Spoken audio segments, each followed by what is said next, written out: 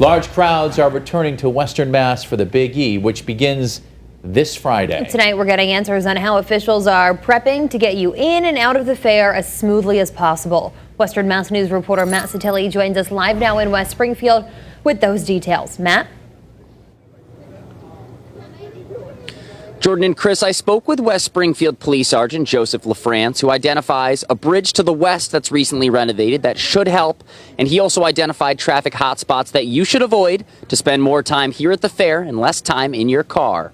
The schedule's set. We have plenty of officers working the traffic details. I mean, it is all hands on deck. West Springfield Police Sergeant Joseph LaFrance is ready for another year at the Big E Fair. His department is utilizing officers on motorcycles and bicycles to help traffic flow. One East Hampton resident tells Western Mass News he's leaning on friends nearby.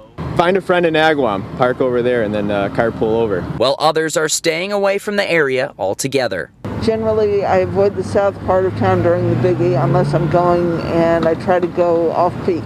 Big E President and CEO Gene Cassidy says they'll rely on the community for parking help. There's abundant parking that we have, and of course the community of West Springfield provides, the residents provide a great deal of overflow parking. And Sergeant LaFrance adds that the newly renovated Morgan Sullivan Bridge will help both vehicle and foot traffic. They've added quite a few pedestrian crosswalks and extra lanes, turning lanes over there at that bridge, so that should help. He identifies Connecticut Day and the middle weekend as the hot spots to avoid.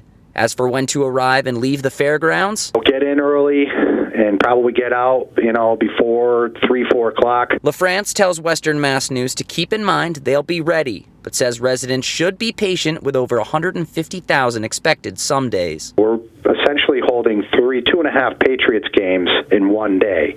And the roads really aren't designed for that volume of traffic. So we're doing the best we can.